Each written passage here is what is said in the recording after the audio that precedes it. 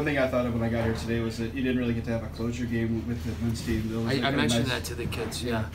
And this was a fitting place to have it end, and I was very, very honored to be able to come back and do it here and with this group of kids. They're just a fabulous group of kids, and all the people I've worked with have been so fantastic. I didn't realize how much I missed it and how deep they get into my heart. But I just love this team, and it's been a real honor to be here with them and to have it here. How great the St. Lawrence people were. Wellesley, you know, didn't miss a trick. He really made it special for me, and I so appreciate that. And you know, that's a great team over there. They play the right way, and you know, I think that they might have let up off the gas a little bit, but they did it in a way that you know, it wasn't. They didn't make a mockery of the game. They kept playing, and they just hit every note the right way this weekend for me, and I'm so appreciative. As always, I'm so appreciative and so proud to be associated with St. Lawrence. I remember as a coach, you know, you're always interested in how your people, you know, go on and do things in life too. What was it like this weekend to have two of your former players you were coaching against? As a coach, how proud are you of what they do? Yeah, that was great. And you know, they've done so well, and you know, both guys were you know, very connected players, I guess the best way. You know, they were terrific players in their own right, but what they were good at, they bring that particular aspect of their expertise as players to their team.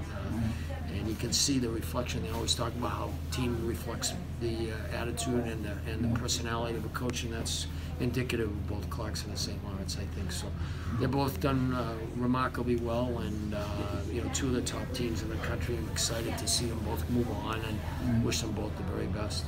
That was one too. Obviously, you had daughters, you know, when you were a dad. Yeah. What was it like to get to coach women for the first time? You know, I think there is that feeling of you know, very paternal instincts, I guess the best way. I think of them as my little girls here in a lot of ways. I just love these kids individually and collectively. They've been fantastic. You know, like here, I mean, we've talked in the past about, you know, you don't always get the best player out there. You want to get the right players, and you know, I think we've done that. I know St. Lawrence has done it, and certainly Dartmouth College is doing that. And you know, smart kids also at both schools. Hey, smart kids get better. And we both at both schools have the luxury of having some pretty bright kids come through their halls, and it shows on the ice. And I'm very proud of their effort, what they gave us this year. And you know, I think there's better days ahead for them, and certainly it's been a real honor for me to be part of this. I was wondering, like, what were some things you'd like them to take away from this experience of having you as their coach for you? Yeah, well, I mean, I think we talked a lot about, you know, we were very repetitious in terms of, you know, that you don't win championships in 1 year. You don't go from, you know, you have to be willing to climb the ladder one rung at a time, and I think our kids have bought into that. I think there's been certainly a learning curve. I've learned a great deal from them. Hopefully they've been able to take some things away from my years of experience as well. But you know, I probably learned more than they did in a lot of ways, and a lot of it is just, you know, how much I love to be back with a team in the locker room and talking about some of the things that are intangible things. We talked a lot about what transcends the game, why you play the game. They work hard together, they earn trust in one another, and eventually they garner a certain amount of respect for each other. That's the stuff that lasts. Those are the things that, you know, 10, 20 years from now, that's what they remember.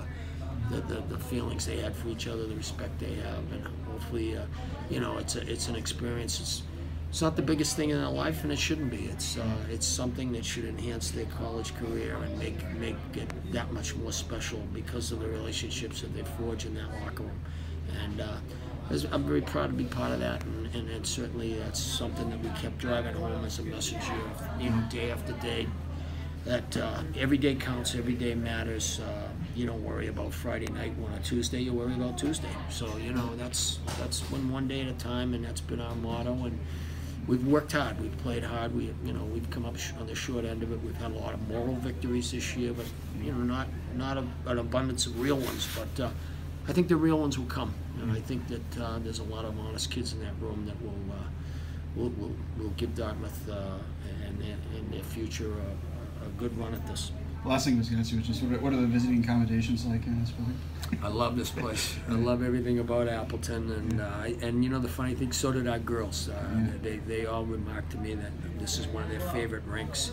Outside of Thompson Arena, many of them said this is their favorite rink. So, certainly a special moment for me, and I'm like I said, I was really happy to be able to share it with them. Was it a little weird at all to have the view, seeing the St. Lawrence bench across from you? That ever distracted you? Once the game starts, like I said, it's competition, and you don't really think that much about it. Yeah. Well, thanks, Joe.